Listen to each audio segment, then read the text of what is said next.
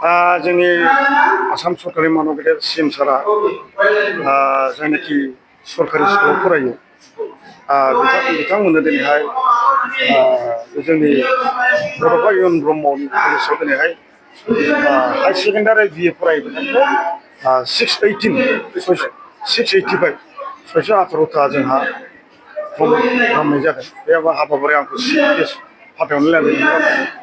स्किमा जोबोद मोजां जादों जिहेतु बियो जोंहा सरकारि कलेजाव फरायग्राफोरनि थाखाय बियो बेखौ होनाय जादों। मानो होनबा प्राइभेट कलेजाव फरायनायफोरनो होनाय जायाखै। दा मासाव 10,000 खरि होनाय जायो। 2 मास गेप जाहा जेबो गरम बन्द आरो गोलोम बोथोर थायो बे हिसाबै 2,000 होनाय जायाखै। दा आं साथ्रफोरनाव सोंदों साथ्रिफोरनाव सोंदों आङो बोसोराव एडमिसना बेसेबां थाङो?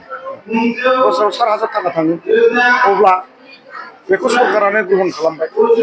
4,000 10,000नि जायगायाव 3,000 जोंहा जाय साथ्रिफ्रा मोनदों बिसोर गावनि मबाइल रिसार्जफ्रा सोलिनाय जाबाय। बे बिराद मोजां खामानि जायो। पुरा भारतबर्षआवनो बे स्किमा गैफेरा। भारत स्वाधीन जानाया 78 बोसोर जाबाय। बे स्किमखौ रावबो गोसोखांफेराखैमोन। नाथाय दिनै जोंनि मानव गेदेर मानगोनां आसामनि CM सारा बे खामानिखौ मावना होनो थाखाय आङो सारखौ आङो गोसो सिंनिफ्राय रोजा रोजा साबायखर बावो। स्किमाथ' बेनो जाहाथे एडमिसन गोबां माबायो मा होनो गरिब दुखिया एडमिसन लानो हाया। बेथ' जाय फरायदों दा इयुन गामि ओनसोलनि गरिब दुखियानो बाव एडमिसन लागासिनो दङ। दा बिसोरनो मोनगासिनो दं। बेखौ दा होनबावदों CM सारा सासेबो बाद थानो मोना।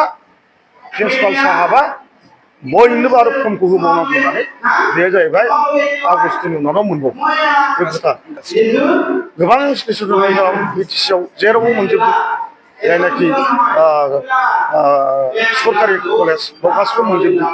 दिनै आं 685 अलरेडि रानबाय।